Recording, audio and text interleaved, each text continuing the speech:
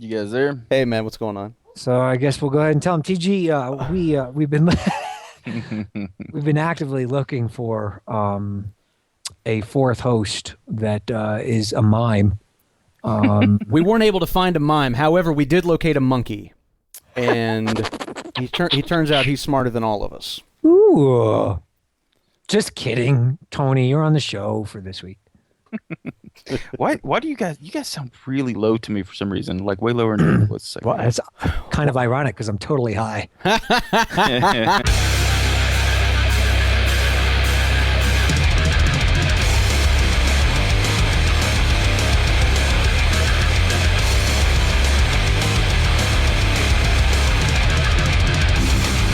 This is Epic Battle Cry Skirmish 232, saving 100%. Hello and welcome to Epic Battle Cry. This is the place where we cut through the crap to bring you the real deal in the gaming industry today. I'm your host, Tony Grice, and with me, as always, is Brent Adams and Daniel Kaiser. Brent, how you doing this week, man? What's up, my living dead of laceration, my immortals of impalement? How art thou? That's a death going on there. It's Easter, not Halloween. Yeah. Same difference. Same difference. Bunnies. I mean, it's still about undead rising from the grave. That's true. What's up, fellas? Everybody A having lot. good week? There's a lot going on. And it's spring and We had like a and 2-hour conversation about how we had nothing to talk about this week. How are you going to come out with that? No, I'm just playing. You know, we need Yeah. to have another discussion on off-air, on-air content. We need to review true. those again. The FCC Look at the keeps chart. flagging them. That's the only problem. Yes. Sons of bitches. DK, how about yourself? I'm doing great, TG in 3D. It has officially begun, and by it, I mean my playoff beard. That's right. Lord Stanley Oh, Cup is Lordy. up for grabs, Oh, no. and both the Colorado Avalanche and New York Rangers are beginning their quest for the Cup, and along with them, my quest for the Scruff has begun. So I will officially shave my beard when both teams are eliminated, which, according to my prediction, won't happen until Game 7 of the Stanley Cup Finals, since they will meet to vie for Lord Stanley's Cup, with the winner coming in Game 7, triple overtime goal by Paul Stastny for the Colorado Avalanche over Wow. Henrik Lundqvist's left shoulder, and the Avalanche will win the Stanley Cup. Is it true that the Wow. winning team, like, they all take turns washing their balls in the Stanley Cup after they secure it? They drink champagne out of it, so it's yes, a little different. You're thinking of there's a popular movie called Stanley's Cup. Oh, It's see, I don't know sports things, so yeah. this wasn't a sports thing. All right, guys. Well, we have plenty to go through this week, so let's go ahead and run through the gauntlet.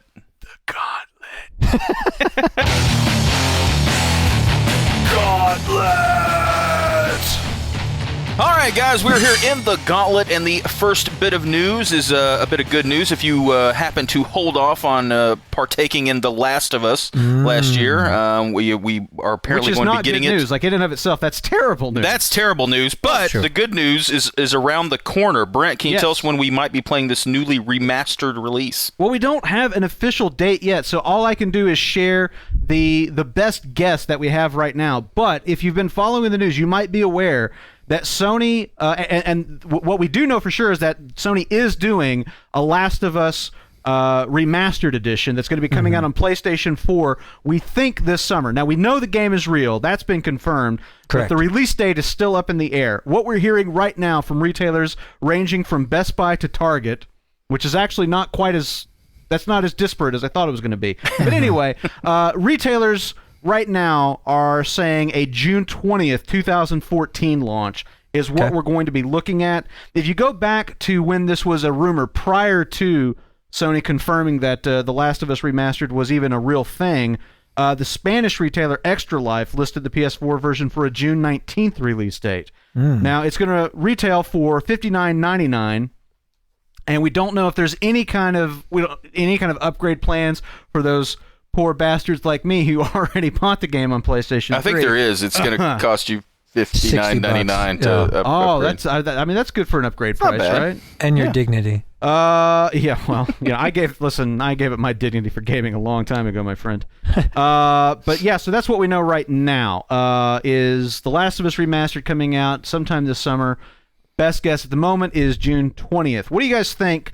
What do you guys think of this? I mean, it's not rare to get a remastered version of a game, but it's only been a year. I mean, as opposed to some of the remastered things we've seen in the past, such as like Tomb Raider, Sly Cooper, God of War, or I'm trying to think of another Sony one. What was the fucking Shadow of the Colossus? Yeah. Eco Shadow of the Colossus. Those are like cross-generational HD remasters. This is less than a year old. I mean, it's still cross-generational, but do you think that it's like been? Do you think enough time has passed to really justify this?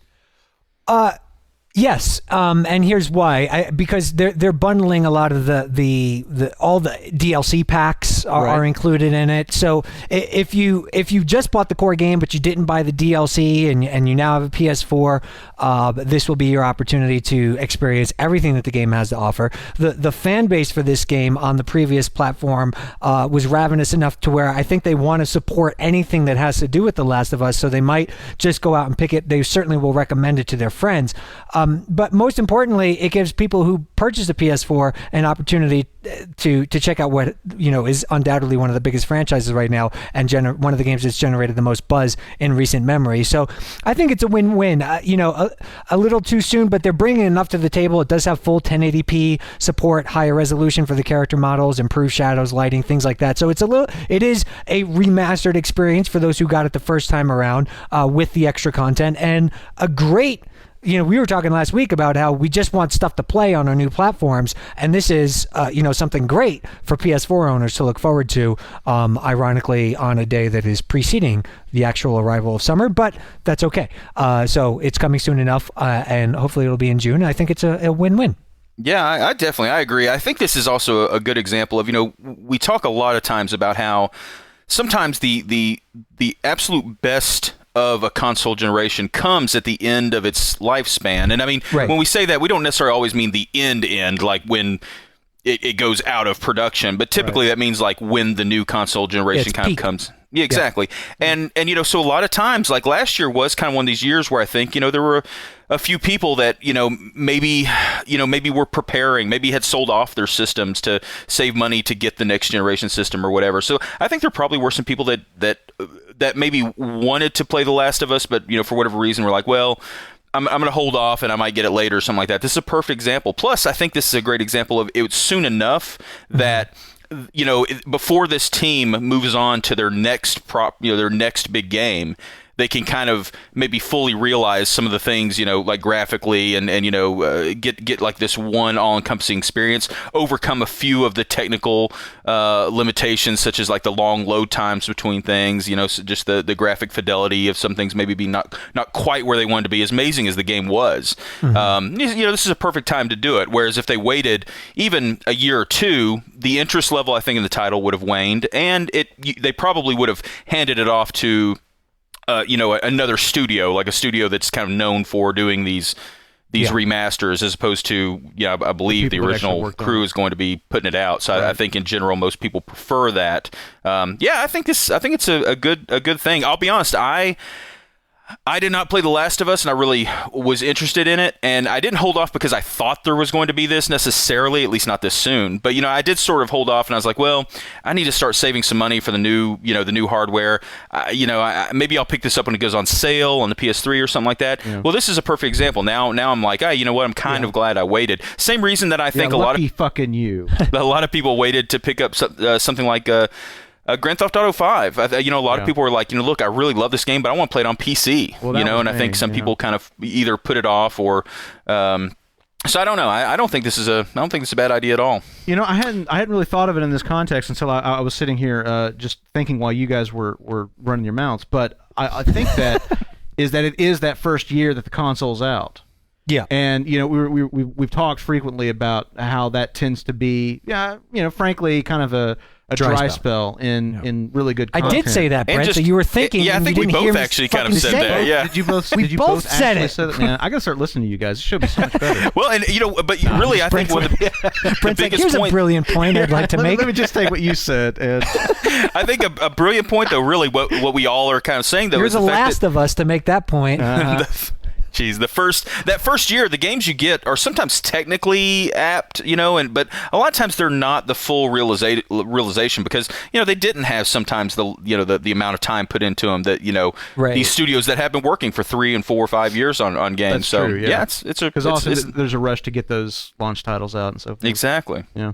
All right. Cool. All right. Well, another title that is looking pretty damned impressive is we got the first look at Sid Meier's Civilization Beyond Earth, which looks pretty amazing. DK, what kind of details have we got around it? A lot of people already thought the Civilization franchise was out of this world, and now it really is out of this world. Coming from Firaxis 6 out of 10.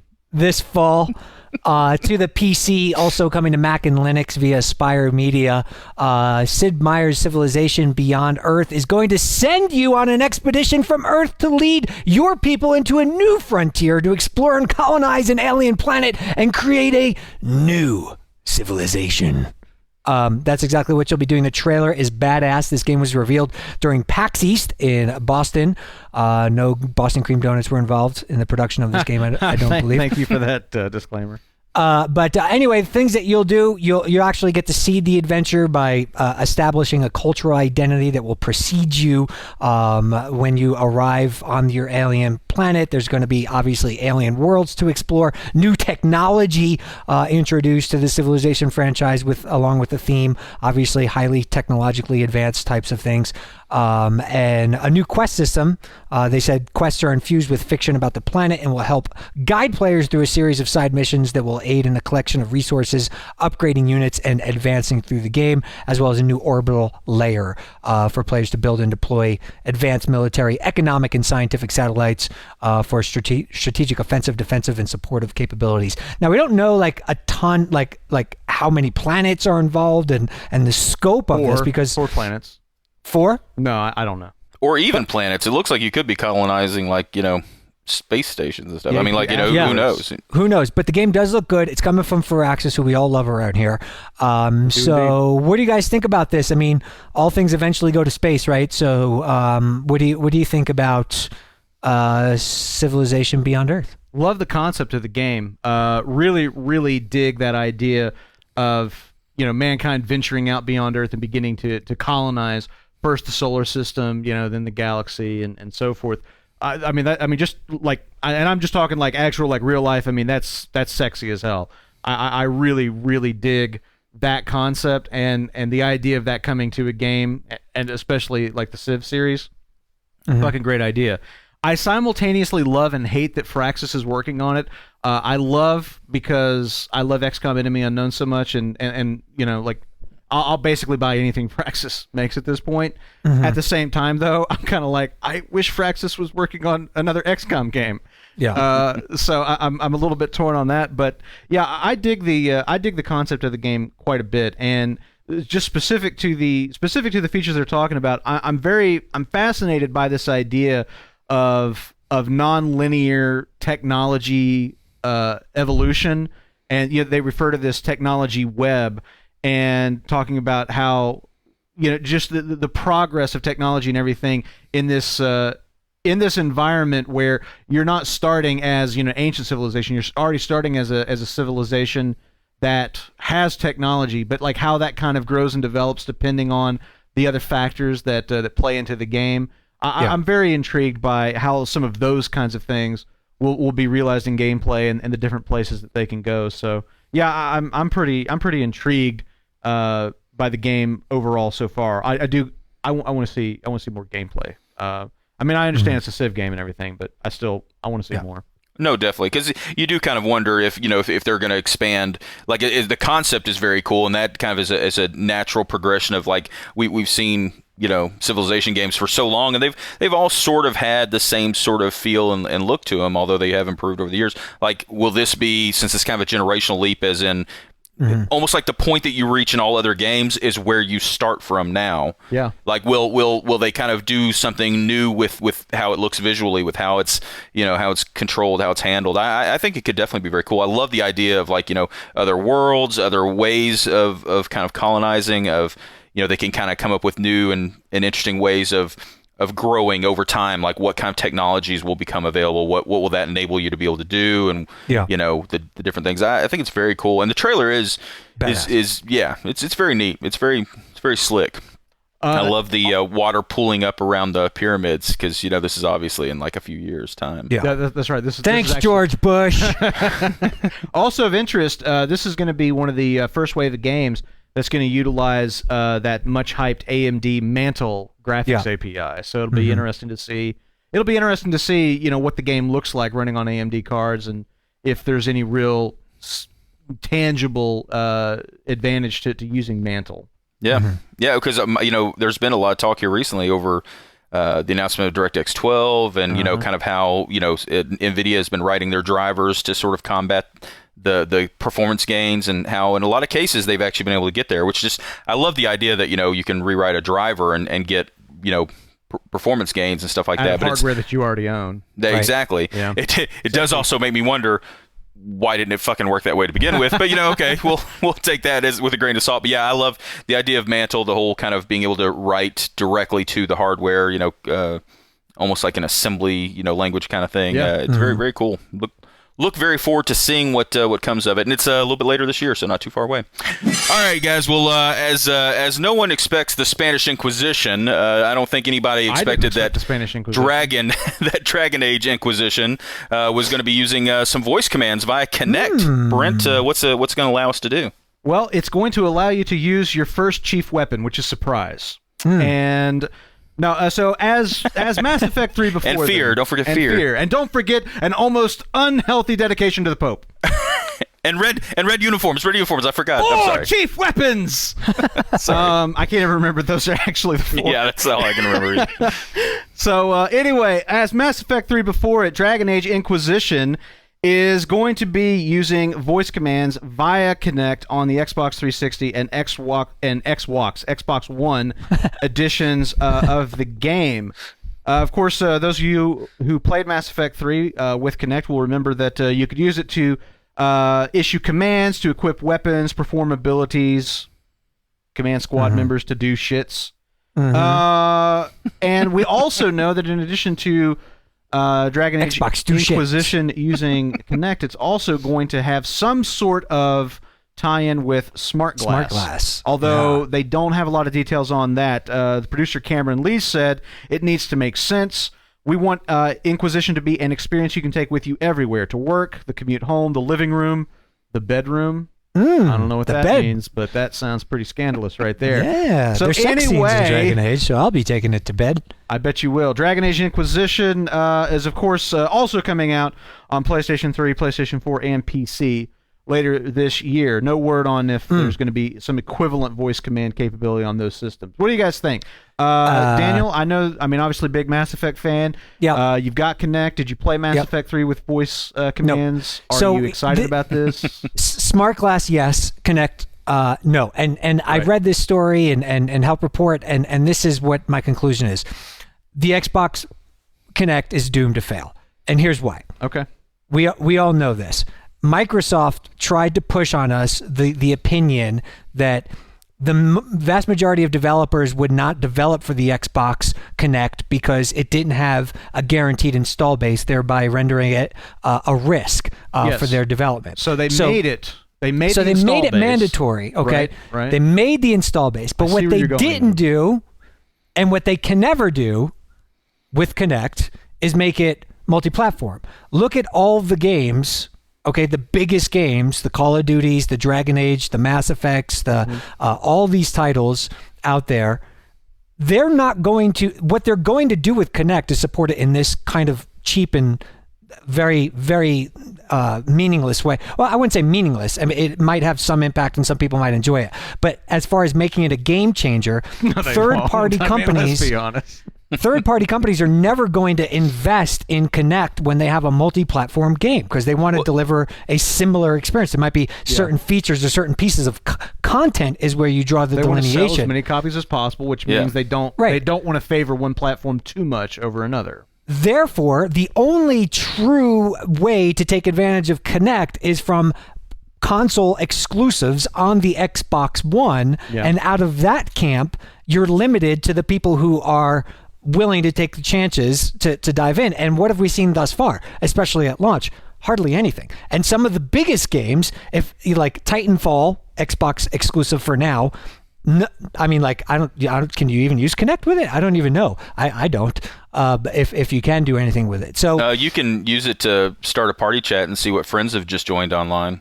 But that's more of like an Xbox system thing. Okay, yeah, good But as point. far as the gaming and as far as like we're going to take games to the next level, the only things that they have to offer are Kinect Sports, and some of these more tech demo-ish type of stuff, and it is just not going to happen, in my opinion. The dream is over. Make it about.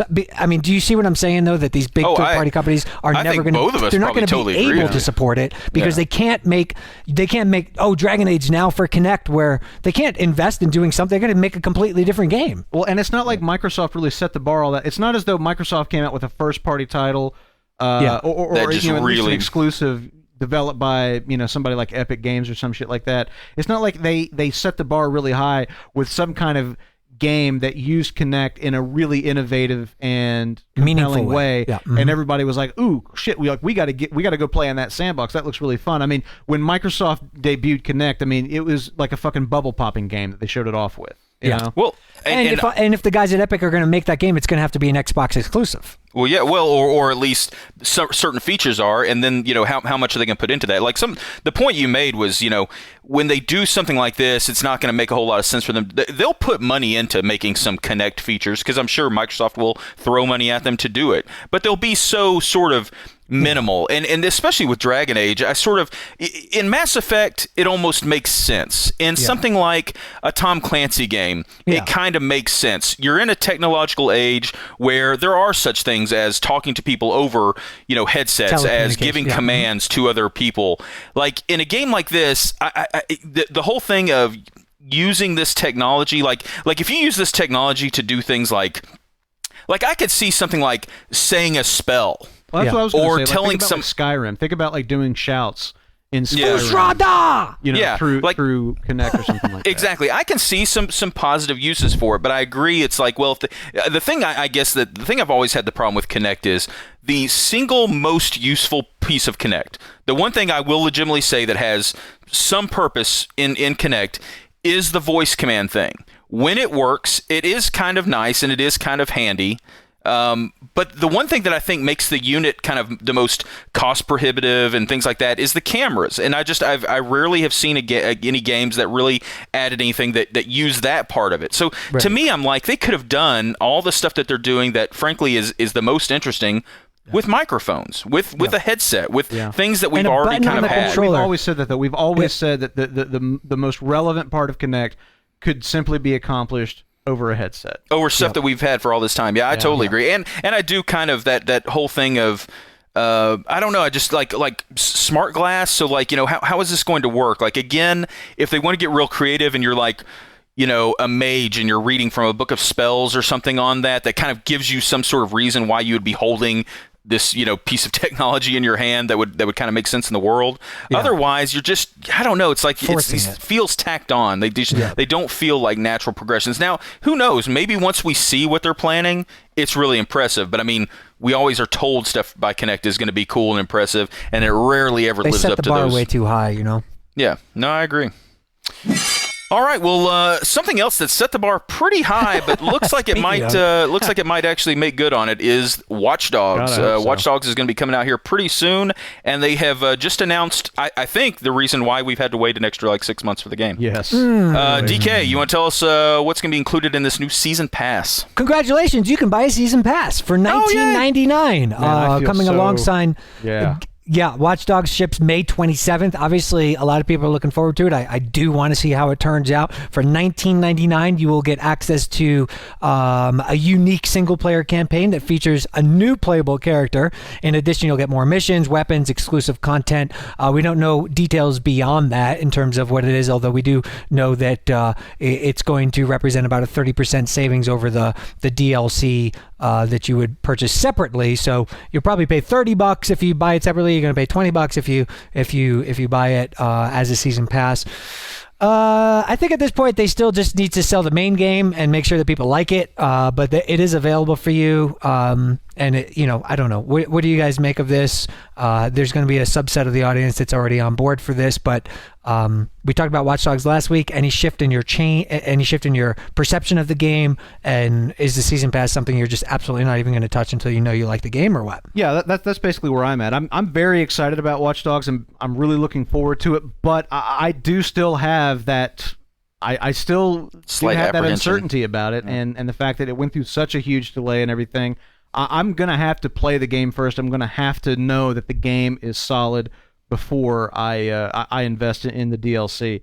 And yeah, I mean, as far as the season pass itself goes, I don't typically buy season passes when I buy the game. I mean, like, occasionally, if it's a game, well, like The Last of Us is a good example. Although now that I think about it, I don't think I got the season pass for The Last of Us. But I would have been more inclined to do that, given Naughty Dog's reputation and the experience I'd had with their games prior to The Last of Us. I'd have been more inclined to do something like that. Or you might buy as like an opposed to- XCOM season pass if they come out with a new one. Right. So, where I feel like I've got a good track record with either the developer or the franchise or something like that, I'd be much more inclined to do that than I am here. Yeah, I do agree. The thing that always kind of bothers me is when they really push the fact that it's like, if you get the season pass, it's going to save you 30% on buying all the other crap. It's like, kind of like what'll save me 100%? Yeah, exactly. What'll save me 100% is not buying it at all, or you having included it the first time. Like I know a lot of people really have differing opinions about DLC, and to be honest with you, I think DLC as a whole, there's very different ways that it's implemented by different companies. But I can never get past the feeling that, especially the game that's been delayed as long as this one has. And granted, not that it's any more than a lot of games, but anytime a game is delayed this much, and they're announcing this season pass, it just kind of gives you pause as to well, then what were you working on? We're supposed to have this impression that this stuff was never created until after the core product was created. Well, we didn't get a release date on Watch Dogs until not that long ago. Yeah. And so they had to know where they were at in some of these processes, and that just breaking it down, yeah. It really does kind of eat at me. Although one thing I will say, they did just release this week, I think it was actually NVIDIA released footage of Watch Dogs running on PC. Oh, yeah.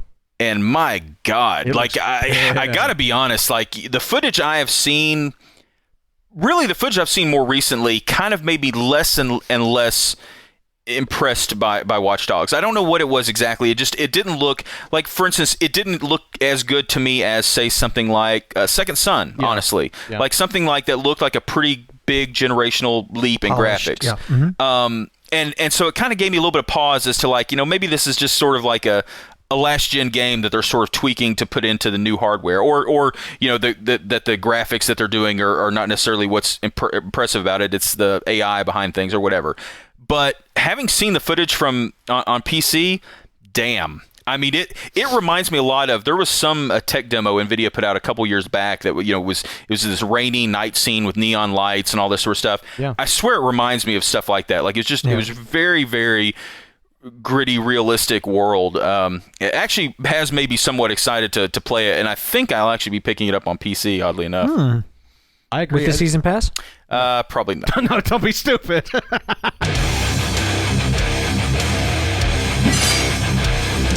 All right, guys, we are here at the main topic, and of course, with this week, a lot of people were talking about resurrection. We wanted to bring up the maybe possible resurrection of a lot of older franchises that we are interested in. Because we're that desperate for because we're looking for a story idea, and that we're seemed looking to for make an sense. Easter tie-in here, and there's not enough games about eggs or bunnies. We were going to do an entire bit on Billy Hatcher and the Amazing Egg or whatever that game was on the GameCube, but we just couldn't. It didn't have enough material. But anyway, we did want to talk about a couple of the series that these older titles that we don't feel like have gotten any attention and could maybe be something interesting for the current market. DK, you want to kind of take us down some of the titles? Well, and us kind of starting a conversation here, it'd be really great to hear from everybody in the comments and wherever else you contact us just about what you would like to see. And we have seen a resurgence in remakes. Obviously, franchises like Tomb Raider have done really well coming back from the grave and showing what they're capable of. But HD remasters, we've seen a ton, right? We've seen Final Fantasy X, has just re-released. We had Kingdom Hearts 1.5. Like, there's been a lot of kind of older classic titles. Yeah, so, taking a look at some of the old retro games, but also some of the more, like, recently unrealized franchises. Like, for me, Darksiders was one that I really liked that franchise in the last generation, and it feels like it's not going to come back. But, since we're talking about Resurrection and Easter and all that stuff, it would kind of be neat to see what is capable of from that game. Imagining it going into the next generation would be pretty cool. And also, for me, I really love those old school beat 'em ups, and I've seen a couple of people trying to make some remakes, but the Streets of Rage games were amazing. Yeah. I would really love to see Streets of Rage make a comeback. I know we've seen Double Dragon and Double Dragon Neon and all that type of stuff, but it'd be kind of cool to see Streets of Rage come back in a multiplayer capacity. More of those kind of quick play type of games that you don't have to be, you know what I'm saying, like just kind of pick them up, beat them up arcade types of stuff. But that, and also Legacy of Kain for me was something that I really liked. That franchise felt like it had a lot of depth. I know they have this Nosgoth project that I was going to say that might actually be happening. Yeah, it is happening. It's a game that is like a free to play kind of I don't even know how what you call it. I mean, it's like team based kind of. You're either a vampire or a human or a couple of other character classes, but it's not really tied. Like you wouldn't even know it's part of the Legacy of Kain universe until somebody told you. Yeah. Until somebody told you. So I'd like to see it actually kind of come back with with a vengeance and actually make good use of it in the same way that Tomb Raider kind of did. But I don't know. What about you? What about you guys? Are there any particular franchises that you would like to see resurrected? What's kind of interesting about this is I was thinking about this, and like my first reaction to this, like I went over to Fave's list and pulled up my favorite games of all time. Yeah. And just started looking through it. And what's really interesting is how many of my favorite games of all time have already seen remakes. Yeah, in some form or fashion. So like one of the biggest ones for me is Wing Commander. I love the old Wing Commander series. I played the bejesus out of those games. And as a matter of fact, I was thinking about this the other day. I think that Wing Commander might have been the first place I ever saw Mark Dacascos, which Tony will know why that is important. Yes. Because you have a tattoo of him on your ass. Not yet, but give me time. So hey, anyway, turn the other cheek, my friend. Wing Commander obviously is something that we're kind of seeing resurrected in Star Citizen, which I'm going to talk about in the Battlecry section too. But obviously, Star Citizen is kind of the spiritual successor to the Wing Commander series. Another one is Shadowgate. I mean, that's already getting a straight up remake. Kickstarter, which I think is awesome. I know Daniel. I know you're a huge fan of that as well. Yes, one of my favorite games. Yeah, so that's really cool. And then there are some other games that, like, while I haven't necessarily seen like a remake of them, there's other titles that in a way do kind of fill the niche. Like one of my absolute favorites from back in my arcade games was arcade days was Shinobi. Yeah, and you look at a game like Mark of the Ninja. Totally, and there's a lot of parallels. Certainly, just in terms of the presentation, it being a 2D game. Of course, Shinobi never introduced stealth. Stealth kind of, yeah. So in a sense, Mark of the Ninja. Of course, I can't think of any game at that time that really had stealth elements. It just wasn't not like that. Yeah, you're definitely right. I mean, like the first game I can even think of that did something like that was probably the original Metal Gear. Yeah, but anyway, so. There are situations like that where you kind of see modern games that are doing something in a pretty similar vein. And another really, really big favorite of mine was Contra. And there's a fascinating kind of kaleidoscope of games that that are inspired by Contra and definitely seem to to be playing in that sandbox. A lot of crossover appeal with things like Metal Slug, Broforce. I was talking about Broforce on the Axe Factor this week. I picked that up. Game looks freaking awesome. I mean, like stupid fun. You've got other things like Mercenary Kings. Yeah. So there's games that kind of do that. Although I do kind of hunger for a straight up, really, really cool Contra remake. That's the thing that I always really, with titles like you mentioned, something like Broforce, which is awesome, and it's got that kind of the pixel art style, the over the top, explosions and gunplay and whatnot. Really, really cool game. And it is definitely in the vein of something like a Contra, side-scrolling shoot 'em up type game. But there's something about like being part of the world. Like I hate to say it, there were a lot of remakes, especially like in the PS1, PS2 days, where they would remake a title, and you almost kind of felt like they were working on a title, and then somebody went in and said, "Hey, you should make that this game." Yeah, and basically just Contra on the box. Exactly. Like now, it's not to say that all of them were bad, but it just didn't always feel that way. But like, I kind of wish. Like Way Forward. Way Forward did a remake, or not remake, but kind of a remake of Contra, Contra 4 on the DS, and it was an awesome game. I would argue it was almost a little too hard, like they went almost too hardcore with it, and I think that turned off a lot of people.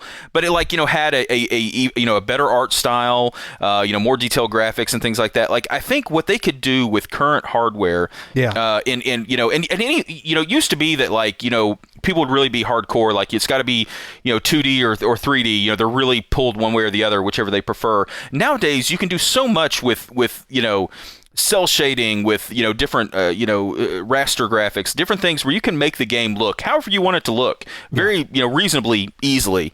And I totally agree. I'd love to see a Contra. I'd love to see Shinobi. I loved like the Revenge. Was it Shinobi? What was it? Shinobi? The first one on the Genesis, was it Revenge of the Ninja? Anyway, something like that. Like the Genesis Shinobi games were probably my favorite, even more so than the arcade game. Awesome. Shinobi 3 was awesome too. Just they're fast paced. They weren't kind of about the stealth kind of thing, which a lot of times people think like, well, we got to make something that's a little different, so that's why we do that. Well, sometimes it's like you want to go back to the core gameplay mechanics. Right. That made those games great. Exactly. Real quick, just to finish up, the two titles that I can think of that have not really seen remakes that I would love to see something done with is the Star Trek point-and-click adventures from Interplay. Okay. Love to see somebody do something with those. And then the other one is TIE Fighter.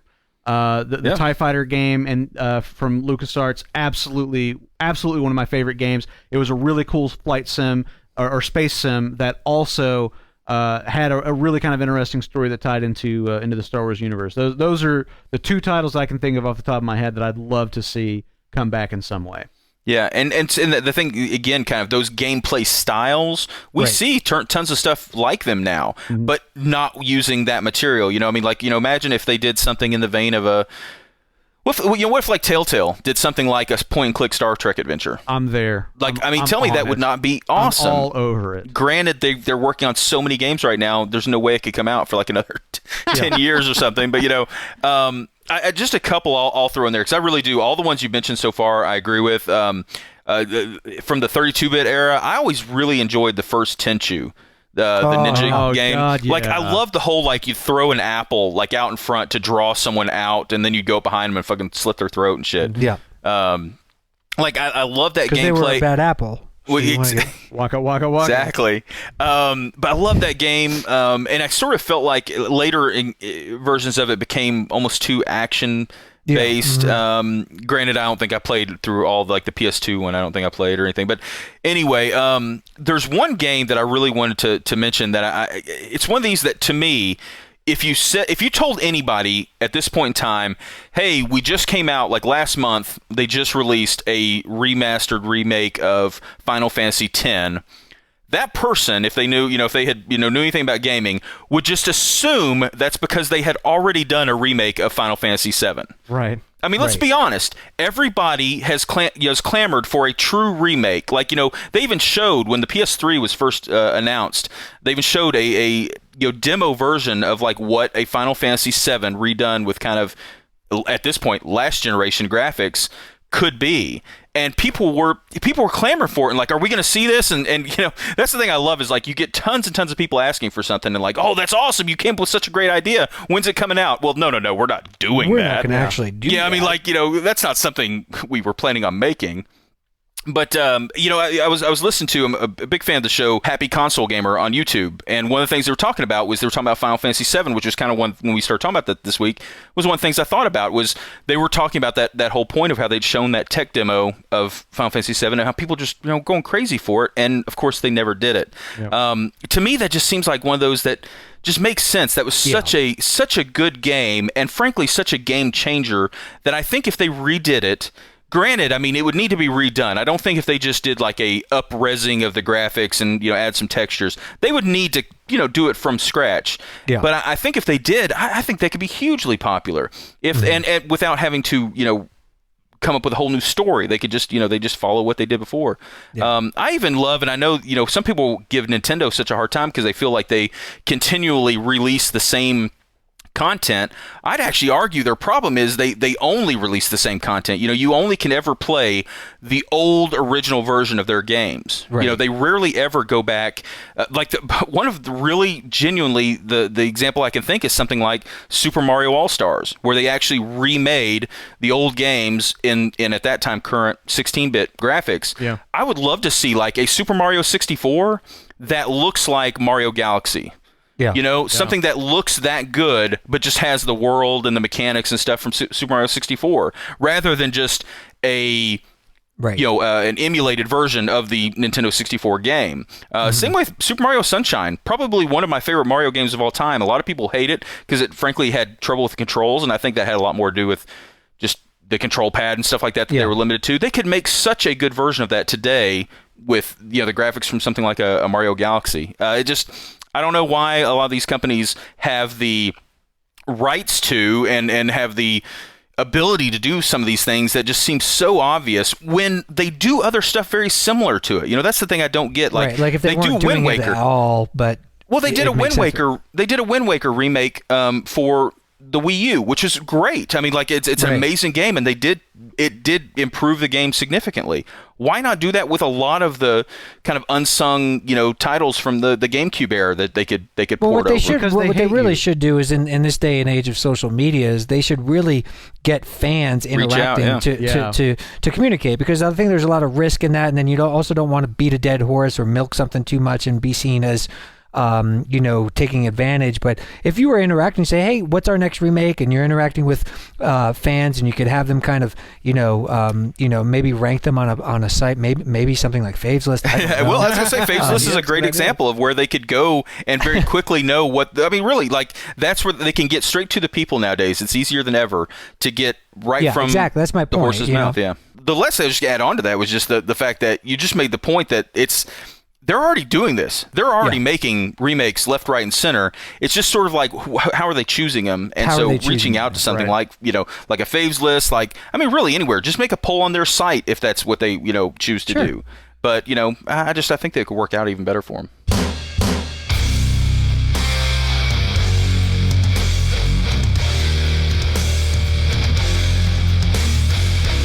All right, guys, well, we are coming up near the end of this week's Skirmish, but first we have our Battle Cries of the Week, and of course I'll start off with mine, which is actually going out to the news this past week that the conference Gamer X2, which is centered around the LGBTQ community, it's kind of focused on that, bringing those types of titles and those types of developers and storylines, things like that, to the forefront in their conference, that this is going to be the next one coming up this year, July 11th, 12th, and 13th, is going to be the last for the conference. And, it got me kind of thinking, this is not, I'm not part of this community, but I was actually kind of interested to know why they were going away. I was like, is it just, they weren't garnering enough money or whatever?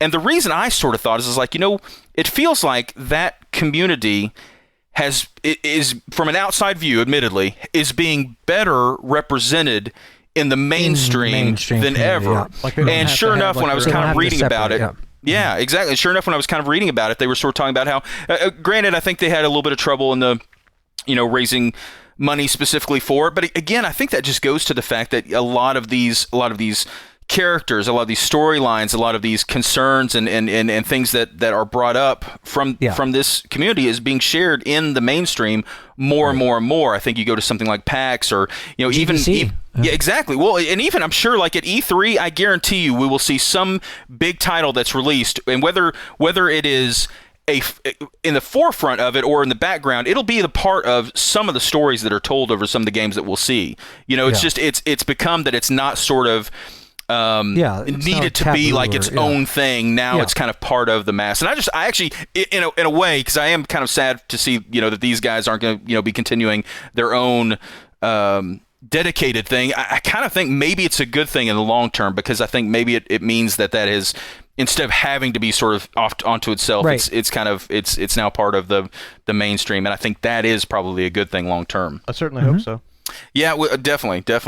All right, well, DK, what is your battle cry this week? Quickly, my battle cry goes out to the gang at Supergiant Games for announcing the release date for Transistor. Of course, this is the follow-up from the award-winning studio who brought us Bastion.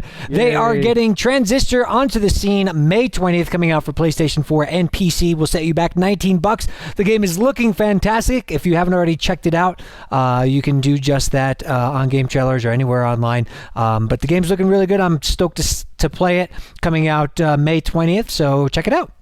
Very, very cool. Brent, what about yourself? What's your battle cry this week? My battle cry this week goes out to the first gameplay footage of Star Citizen, which I mentioned briefly in the main topic, and that was screened at PAX East. And man, it looks fantastic. And full disclosure, I am a backer of this game.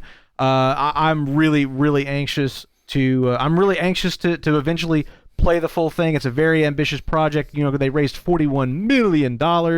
Wow. To fund this thing. It's a really, really fascinating situation surrounding the game, and the footage they showed off looks damned impressive. So check that out if you haven't already. Very, very cool. All right, DK, I believe you have our member battle cry. I do. It's a quick one. It comes from Michael Petco. If you can't tell, we're running out of time on this episode, so we're going to make this one quick as well. Michael has this to say. Glad to hear that there was an actual discussion happening last week, as opposed to 3 people flat out saying Nintendo is fucked and needs to release games on other platforms. I like how you said it, but yet in the text it was bleeped out. Well, I know what he means. How do you pronounce an asterisk? Sorry. Really appreciate hearing multiple opinions, despite my refusal of the whole idea. But again, that's what we're here for, buddy. We caught a lot of reaction on Twitter and stuff this past week about the debate, and it was a very heated debate. But that's what's good. I mean, it's good to have discussion, bring new ideas to the table, because that's where can stand to do a little of that. Yeah, that's where innovation comes from, is just discussing and coming up with ideas and getting multiple people's perspectives. And how I think change and progress is made. Exactly. And the thing that I think we've always tried to do is we really do believe in the points of view we bring to the table. This isn't like we're part of a larger corporation that we have to say this, that, and the other, or bring up, XP. These are our opinions about things, and so that's why I think we're very passionate about them sometimes. Right. And sometimes that comes through and maybe sounds like, like we're going at each other, and we're just having very spirited conversations. Yes. And sometimes at the end of the day, we're still friends. We're still members of Broforce, and so. God, I wish. Exactly. All right. Well, that is going to do it for this week's Skirmish. I'd like to thank everyone for joining us this week, and please make sure to join us once again next week when we will be mercilessly cleaving the fat from the gaming stories of the day. For Daniel Kaiser and Brent Adams, I'm your host, Tony Grice, and remember, cry havoc, and if you get a chance and are into movies, Brent and I actually have a new podcast called Drive Home Breakdown. Hell yeah. And you can hear it at drivehomebreakdown.com. And it is basically it's the ride home. We drive an hour away to our favorite theater, and it's that hour-long drive home where we have the conversation about the movie that we just saw. Good, bad, Good, bad, or Transformers. Exactly. So we got our first episode up. It's about Captain America: The Winter Soldier. If you're into it, definitely check it out. Website one more time is what? DriveHomeBreakdown.com. Do it! Just don't crash. Yeah, I'm waiting for that episode where we actually have an accident. Give it time.